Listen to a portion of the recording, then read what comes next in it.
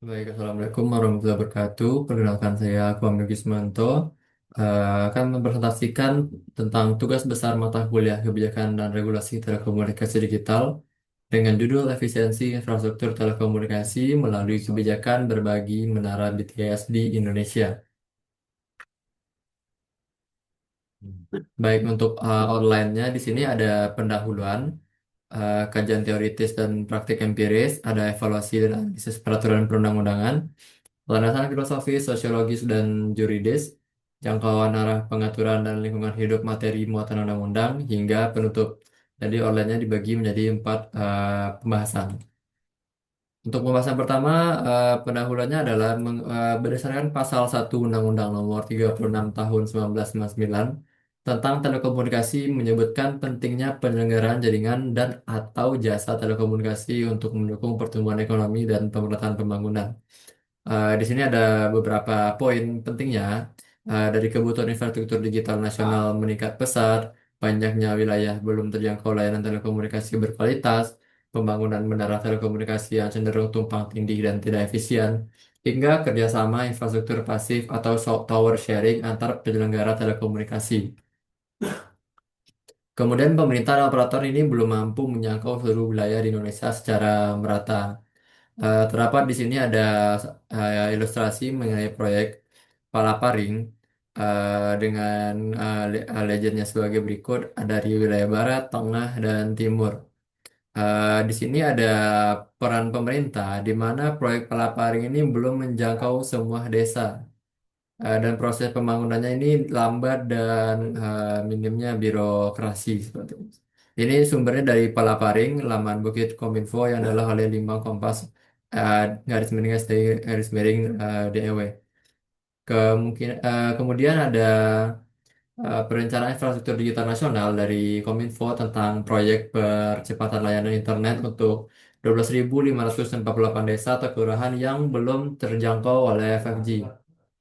Nah, di sini ada sekitar 68,54% untuk cakupan sinyal 2G, 44,35% untuk cakupan sinyal 3G, dan ada 49,33% untuk cakupan wilayah 4G. Dengan total desa atau kelurahan Indonesia sebanyak 83.218 desa atau kelurahan, dan desa atau kelurahan yang belum terjangkau 4G sebanyak 12.548 desa atau kelurahan, dan desa atau kelurahan 3T yang belum terjangkau 4G ini sebanyak 9.113 desa atau kelurahan. Dan ongoing 4G ini ada 1096, ada upgrade dari 2G atau 3G sebanyak 113 desa, dan ada service area sebanyak 7.904 desa. Jadi desa atau kelurahan non 3T yang belum terjangkau 4G ada sebanyak 3.435 desa atau kelurahan. Kemudian untuk private sector effortnya, di sini ada peran operator yang mana operator ini akan fokus di daerah yang menguntungkan kota besar.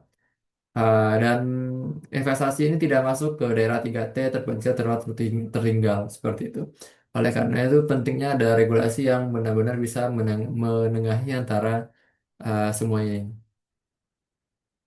Kemudian masukan dari berbagai pihak menunjukkan bahwa kerjasama infrastruktur pasif antar penyelenggara telekomunikasi ini belum berjalan optimal karena belum adanya regulasi yang mewajibkan.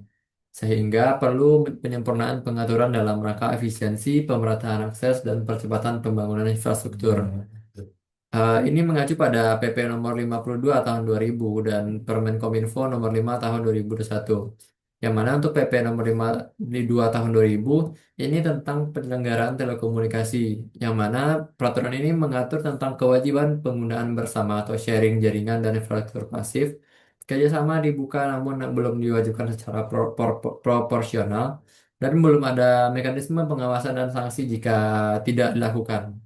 Kemudian mengacu dari Permen Kominfo nomor 5 tahun 2021 tentang penyelenggaraan telekomunikasi, pada pasal 14 sampai 17 di sini terdapat beberapa poin penting seperti menyebut infrastruktur sharing sebagai opsi, tidak bersifat mengikat atau wajib, dan belum mencakup aspek teknis, tarif, dan model kerjasama antar operator. Kemudian untuk urgensi solusi hukumnya adalah berdasarkan kajian akademik dan berbagai diskusi multi pihak, ditemukan bahwa keterbatasan infrastruktur dan duplikasi menara oleh berbagai operator menjadi sumber inefisiensi yang signifikan. Untuk itu, diperlukanlah solusi hukum berupa penguatan regulasi mengenai kewajiban kerja sama infrastruktur pasif. Di sini ada 3 poin. Yang pertama ada poin tumpang tindih infrastruktur menara telekomunikasi. Pada poin ini, banyaknya operator membangun menara sendiri di lokasi berdekatan. Ini menyebabkan pemborosan lahan, biaya investasi, dan gangguan tata ruang. Dan tidak adanya kewajiban sharing menyebabkan minimnya kolaborasi antar penyelenggara. Untuk poin kedua adalah kurangnya insentif dan kepastian hukum. Dengan tidak adanya aturan yang mewajibkan kerjasama secara teknis dan hukum, nah skema sharing tower ini akan menjadi bersifat sukarela dan tidak menjamin implementasi di lapangannya. Kemudian operator juga ragu untuk bekerja sama tanpa kejelasan perlindungan hukum dan skema bagi hasilnya. Untuk poin terakhir adalah kesenjangan pemerataan infrastruktur. Pada wilayah 3T masih minim pembangunan menara dan operator enggan masuk ke daerah non komersial jika harus dibangun infrastrukturnya sendiri. Kemudian jika sharing diwajibkan, maka distribusi layanan bisa lebih merata dan efisien. Kemudian untuk tujuan dan kegunaan naskah akademisnya, jasa konsultasi ini merupakan bagian dari upaya akademik dan kebijakan dalam mendukung pengembangan kebijakan strategis di sektor telekomunikasi, khususnya dalam aspek kerjasama infrastruktur pasif. Untuk tujuannya dilaksanakan penyusunan naskah akademik regulasi kerjasama infrastruktur pasif adalah sebagai berikut, yang mana yang pertama ada melakukan kajian teoritis yang praktis empiris terkait penggunaan bersama atau sharing menara telekomunikasi, menganalisis peraturan perundang-undangan yang relevan dan masih bersifat opsional, menyusun landasan filosofis, sosiologis, dan yuridis untuk mendukung kewajiban kerjasama infrastruktur pasif, hingga merumuskan rekomendasi norma hukum dan arah pengaturan untuk mendorong efisiensi investasi, perluasan akses, dan pemerataan layanan melalui regulasi berbagai infrastruktur pasif. Untuk kajian teoritis dan praktis empirisnya, di sini dimulai dari kondisi existing, kemudian kebijakan, implementasi, hingga dampaknya. Untuk kondisi existing sendiri, operator membangun menaranya sendiri, duplikasi infrastruktur menimbulkan biaya tinggi, ROI rendah di daerah 3T atau layanan minim. Untuk kebijakan intervensi, pemerintah mendorong kebijakan berbagai menara dan diperkuat melalui regulasi dan insentif ekonomi. Dan untuk tujuannya adalah efisiensi biaya dan percepatan perluasan layanan dan peningkatan akses digital di daerah underserved.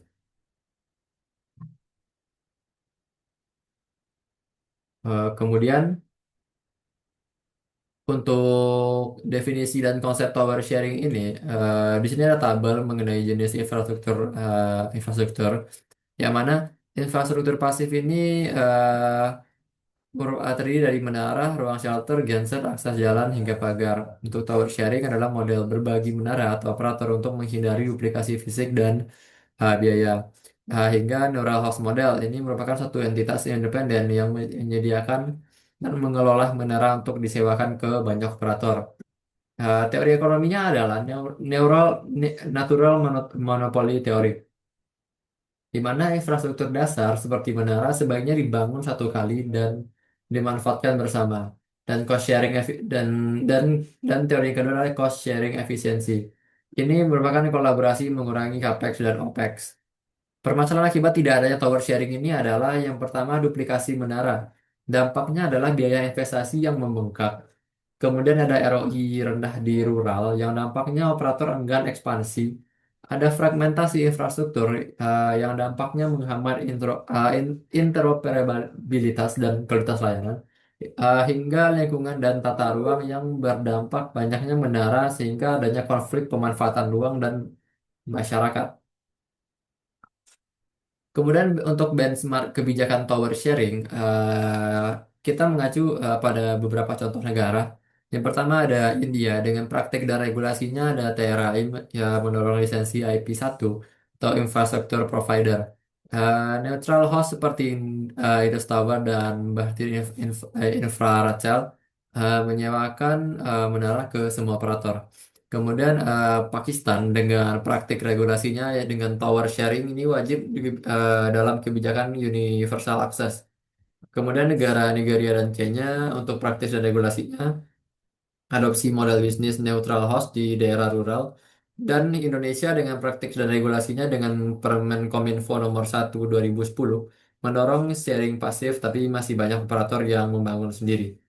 Untuk studi empirisnya dan dampak nyata di sini dikaji mengenai studi CSMA dan World Bank. Tower sharing ini menghemat 30 sampai 40% biaya capex.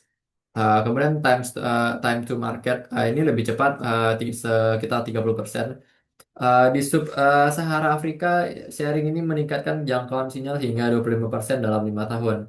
Kemudian untuk ilustrasi dampak India dari tahun 2010 hingga tahun 2020, jumlah menara meningkat dari 300.000 ke 600.000. 70% menara ini disewakan oleh provider independen dan akses broadbandnya naik 2 kali lipat di wilayah rural.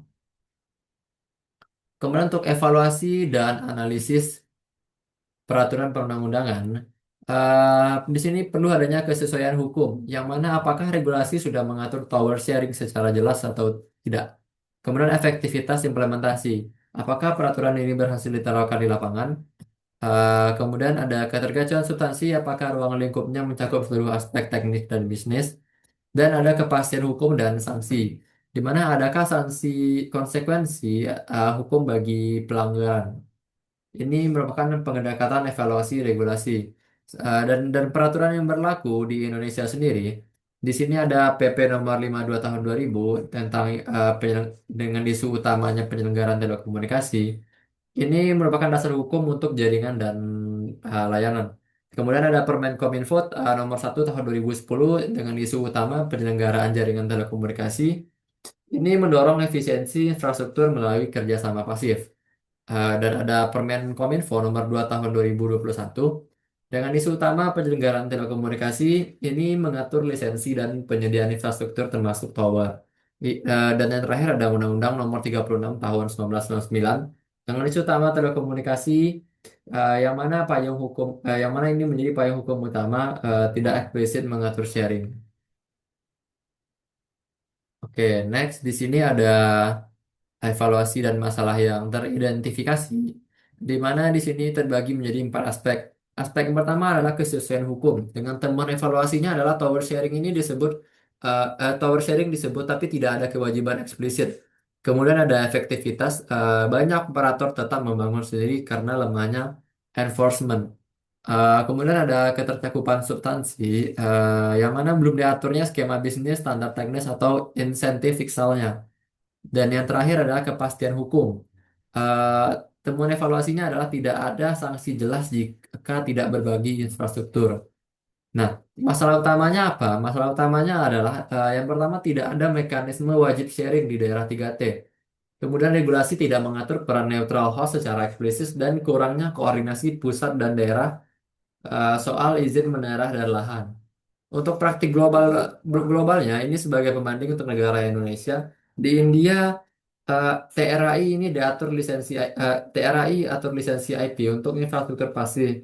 Ini diterapkan wajib sharing. Di negara Prancis regulator atur sharing menara di rural hingga diberikan insentif pajak.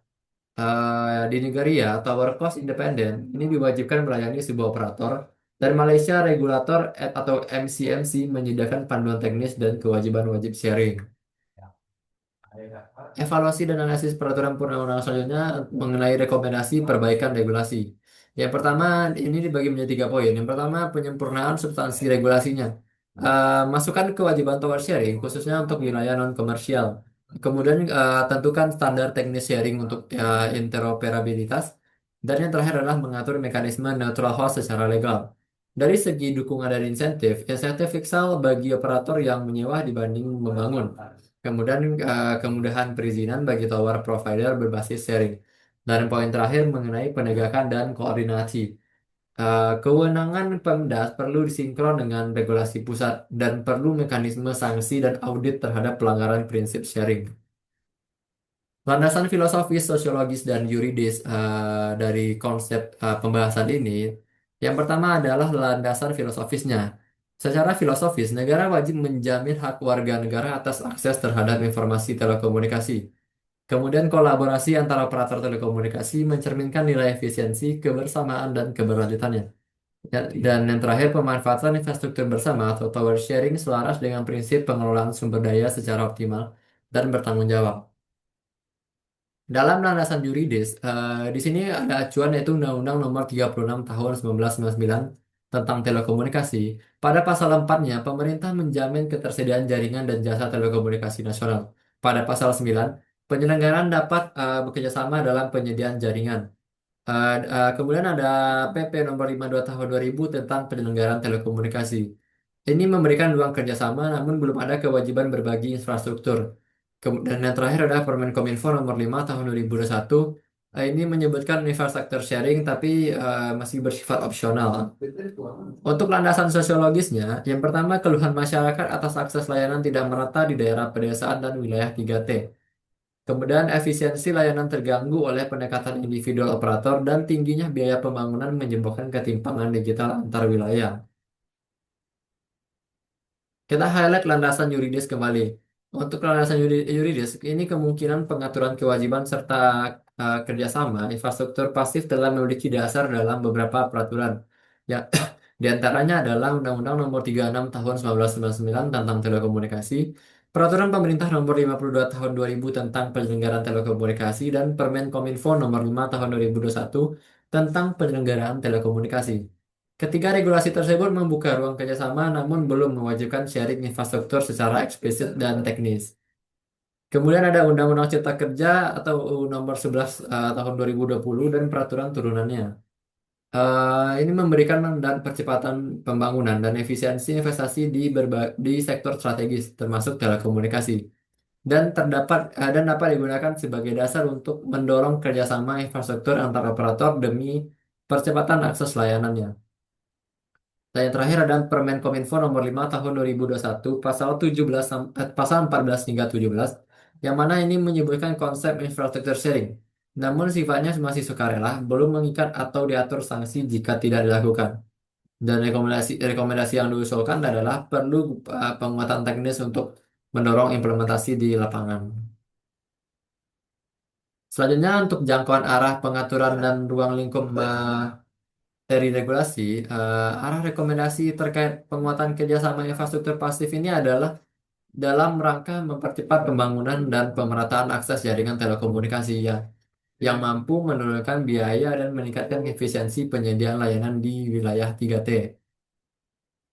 Kerjasama infrastruktur pasif tidak hanya menjadi tanggung jawab operator telekomunikasi, yang mana kemudahan perizinan dan sinkronisasi lokasi menara ini perlu difasilitasi oleh pemerintah daerah dan pusat. Pemanfaatan aset aset milik BUMN atau BUMD sebagai lokasi menara perlu didorong oleh regulasi lintas sektor. Dan kebutuhan pemetaan lokasi menara secara nasional ini harus dibangun berbasis data spasial bersama antar pemangku kepentingan. Selanjutnya, standarisasi dan regulasi bersama untuk efisiensi dan kolaborasi. Ini diperlukannya standarisasi desain dan spesifikasi menara untuk mendukung kolokasi dan efisiensi biayanya. Kemudian regulasi ini perlu mewajibkan kerjasama antar operator dan penggunaan menara atau colocation sharing dan keterlibatan kementerian atau lembaga, Pemda dan masyarakat penting untuk mendukung penguatan infrastruktur pasif berbasis kebutuhan lokal. Terakhir di sini ada pemberian insentif dan skema pembiayaan berkelanjutan untuk kolaborasi infrastruktur pasif di mana operator yang menyediakan infrastruktur pasif dan membuka akses kolaboratif perlu diberi insentif fiskal atau non-fiskal. Mohon maaf, fiskal atau non-fiskal. Kemudian, kolaborasi dapat dihitung sebagai bentuk kontribusi terhadap pemetaan jaringan, yang sebagaimana ini menjadi pengganti sebagian kewajiban kontribusi PNBP. Dan yang terakhir ini adalah perlu skema pembiayaan inovatif seperti Public-Private Partnership atau PPP untuk pengembangan infrastruktur pasif di daerah non-komersial. Dan di sini ada sasaran jangkauan ruang lingkup materi pemuatan peraturan pemerintah. Yang mana untuk sasaran Peraturan turunan dari Undang-Undang Nomor 36 Tahun 1999 tentang Telekomunikasi dan Peraturan Pemerintah Nomor 46 Tahun 2021 yang diatur dalam bentuk Peraturan Menteri atau Permen. Kemudian mendorong kolaborasi antar operator dalam pemanfaatan menara infrastruktur pasif untuk mengurangi biaya dan duplikasi pembangunan dan mengoptimalkan pemanfaatan aset negara atau daerah atau BUMN atau BUMD sebagai lokasi menara untuk mempercepat perluasan jaringan. Dan jangkauan dan arah pengaturannya, yang pertama pengaturan tentang kewajiban kolokasi atau kerjasama penggunaan menara oleh operator telekomunikasi. Yang kedua, pengaturan mengenai standarisasi teknis menara dan prosedur kolaborasi, termasuk pengelolaan bersama lokasi, perizinan, dan biaya sewanya. Yang ketiga, pengaturan partisipasi Pemda dan pemilik aset BUMN atau BUME dalam skema pemanfaatan lahan atau bangunan untuk menara. Dan yang terakhir adalah penguatan peran pemerintah sebagai fasilitator dan mediator dalam penyelesaian sengketa antar penyelenggara. Ruang lingkup materi dan muatan regulasinya. Yang pertama, kriteria kelayakan lokasi dan lokasi kolaboratif menara dan pemanfaatan aset publik atau non-komersial. Yang kedua, standar teknis infrastruktur pasif untuk menjamin interoperabilitas antar operator dalam satu negara. Skema insentif dan sanksi terhadap operator yang berbagi atau tidak berbagi infrastruktur. Mekanisme pembagian biaya operasional dan pemeliharaan dalam model kerja sama infrastruktur pasif, hingga ketentuan mengenai pendataan nasional menara telekomunikasi dan kewajiban pelaporannya secara berkala. Kemudian di sini ada konsep usulan regulasi kerjasama infrastruktur pasif, yang mana ini adalah menara telekomunikasi. Konsepnya adalah ini ada yaitu jumlah total kebutuhan infrastruktur pasif menara berdasarkan wilayah dan kebutuhan jaringan nasional. InCollab ini bentuk kontribusi operator melalui skema kolaborasi infrastruktur pasif dengan rumus sebagai berikut, di mana HPI ini merupakan harga pokok infrastruktur ke I berdasarkan wilayah atau zona kolaborasi, dan JSI ini adalah jumlah satuan infrastruktur, misalnya jumlah tower atau titik kolokasinya. Kolaborasi infrastruktur pasif ini berupa berbagi menara atau tower sharing diatur sebagai bentuk pemenuhan kewajiban kontribusi operator. Perhitungan nilai kolaborasi ini mengacu pada nilai investasi atau biaya sewa per menara di zona tertentu, jumlah titik kolaborasi aktual yang dilakukan operator, parameter wilayah dan kepadatan lalu lintas telekomunikasi, dengan tujuan untuk mendorong efisiensi dan interkoneksi infrastruktur di antara operator untuk mengurangi duplikasi menara. Yang kedua, menurunkan biaya investasi dan biaya operasional bagi industri telekomunikasi nasional.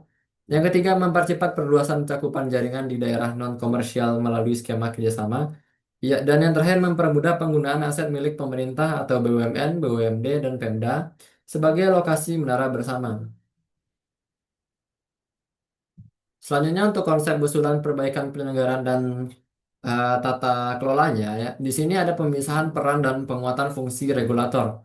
Ini memastikan bahwa Kementerian Kominfo dan Bakti berperan sebagai fasilitator dan pengawas, bukan bukan operator infrastruktur. Kemudian memberi otoritas teknis dan administratif kepada Pemda terkait perizinan dan pemanfaatan aset daerah. Penerapan sistem database nasional infrastruktur pasif ini memberikan saran untuk pusat data berbasis geospasial berisi informasi lokasi, kapasitas, dan status kepemilikan menara yang dikelola bersama oleh Kominfo, Bakti, dan pemerintah daerah, dan mendorong interoperabilitas sistem OSS atau Online Single Submission dengan sistem monitoring menara. Poin ketiga adalah optimalisasi kolokasi dan standarisasi teknis, yang mana penyelenggara menara wajib menyediakan kapasitas kolokasi minimum untuk operator lain, dan ditetapkan standar teknis terpadu soal desain, keamanan, dan kebutuhan lahan agar efisien dan ramah lingkungan. Yang terakhir adalah skema insentif dan disinsentif tata kelolanya. Eh, pada pemberian ini mengacu kepada pemberian insentif fiskal atau non fiskal bagi penyelenggara yang mendukung kolaborasi menara. Misalnya ini pengurangan PBB, diskon izin mendirikan bangunan, dan sanksi administratif bagi penyelenggara menara yang melakukan monopoli, diskriminasi akses atau tidak mengoperasikan secara ofisien. Kemudian rencana framework table dan opportunity-nya. Di sini dijelaskan dalam tabel jenis infrastruktur, satuan estimasi biaya atau nilai aset, pemilik aset hingga subtotalnya. Yang mana di sini ada 4 poin dari menara telekomunikasi, lahan atau taplak menara, shelter dan power supply hingga akses jalan atau utilitas pendukungnya. Ini masing-masing dapat diuraikan pada tabel berikut dengan durasi yang berbeda-beda dan lokasi yang berbeda-beda pula, dengan skema kerjasama yang juga berbeda-beda. Keterangan dan asumsinya untuk jenis infrastruktur ini fokus pada elemen pasif, yaitu menara, lahan, shelter, tower, power, dan akses. Kemudian untuk pemilik aset, ini pihak yang memiliki infrastruktur seperti BUMD, Pemda, operator, dan swasta. Kemudian untuk pihak mitra kerjasama, pihak yang bekerjasama ini bisa saling mengisi peran. Dan skema kerjasamanya BOT, Build, Operate, Transfer. Kemudian bagi pakai atau sharing aset pasif, ada joint operation atau operasi bersama, sewa aset pihak menyewa sebagian aset, dan untuk durasi ini menunjukkan berapa tahun kerja sama dilakukan bisa disesuaikan pula. Dan subtotal dan total ini menunjukkan nilai ekonomi kerjasamanya. Oke, selanjutnya di sini ada harmonisasi regulasi. Berdasarkan Undang-Undang Nomor 36 Tahun 1999 tentang telekomunikasi, yang mana ini merupakan dasar hukum penyelenggaraan jaringan dan jasa telekomunikasi. Dan turunannya adalah Permen Kominfo Nomor 5 Tahun 2021, yang ini perlu adanya aspek kerjasama infrastruktur pasif yang lebih rinci. Sehingga di sini perlu adanya Permen Kominfo nomor sekian tahun sekian yang membahas permen khusus tentang kerjasama infrastruktur pasif telekomunikasi, mengatur model kerjasama yaitu board sharing dan leasing, hingga kriteria zonasi dan pengelolaan aset bersamanya. Jadi kesimpulannya adalah yang pertama, kebutuhan akan infrastruktur digital nasional ini semakin mendesak. Pertumbuhan kebutuhan telekomunikasi nasional belum diimbangi oleh pemerataan pembangunan infrastruktur, terutama di daerah 3T, yaitu tertinggal, terdepan, dan terluar. Model pembangunan existing ini cenderung tumpang tindih, boros berdaya, dan tidak efisien. Yang kedua adalah praktik tower sharing masih belum optimal. Saat ini, kerjasama infrastruktur pasif atau tower sharing masih belum diatur secara wajib dalam regulasi. Operator masih membangun menara sendiri di lokasi berdekatan tanpa koordinasi yang memadai, menimbulkan duplikasi dan pemborosan biaya investasi serta gangguan tata ruang. Yang ketiga, regulasi yang ada bersifat opsional dan tidak mengikat. Berdasarkan Undang-Undang Nomor 36 Tahun 1999, Peraturan Pemerintah Nomor 52 Tahun 2000, dan Permen Kominfo Nomor 5 Tahun 2021 memang membuka ruang kerjasama, namun belum menjadikan kewajiban. Belum adanya ketentuan teknis, model kerjasama, sanksi, atau mekanisme pengawasan yang kuat terhadap infrastruktur pasif. Dan yang terakhir adalah diperlukan penguatan regulasi yang mengikat. Diperlukan revisi atau penyusunan peraturan menteri khusus yang mewajibkan kolaborasi pemanfaatan menara, menyertakan standar teknis kolokasi, mekanisme pembagian biaya, serta skema insentif dan sanksi untuk meningkatkan kepatuhan operator. Poin yang keenam adalah studi global mendukung efektivitas tower sharing. Benchmark internasional seperti di India dan Afrika menunjukkan bahwa tower sharing mengurangi biaya hingga 30 hingga 40%, mempercepat waktu implementasi layanan, dan memperluas jangkauan broadband secara signifikan. Poin yang ketujuh, solusi tata kelola dan harmonisasi regulasi ini diperlukan. Harmonisasi antara regulasi pusat dan daerah perlu diperkuat. Pemerintah perlu sebagai fasilitator dan Pemda sebagai pemilik aset perlu memiliki kewenangan dan sistem informasi spasial nasional untuk perencanaan menara bersama. Yang kedelapan adalah perlu skema insentif dan kolaborasi multi pihak. Model kerjasama seperti BOT, leasing, atau joint operation dengan dukungan insentif fiskal atau non-fiskal perlu diberlakukan untuk mendorong keterlibatan BUMN, BUMD, dan swasta dalam memperluas akses layanan telekomunikasi berbasis menara bersama. Dan yang sembilan, dan yang terakhir adalah rekomendasi akhirnya. Rekomendasi akhir ini yang pertama adalah menyusun regulasi teknis yang mewajibkan tower sharing. Yang kedua membangun sistem database nasional infrastruktur pasif berbasis geospasial. Yang ketiga mewujudkan kolaborasi lintas sektor dengan partisipasi daerah. Yang keempat memberikan insentif bagi operator melakukan kerjasama. Dan yang terakhir menetapkan standar teknis dan tata kelola kolokasi untuk efisiensi jangka panjangnya. Baik, mungkin sekian yang dapat saya sampaikan dalam proyek tugas besar kali ini. Kurang lebihnya saya mohon maaf. Saya ucapkan terima kasih. Assalamualaikum warahmatullahi wabarakatuh.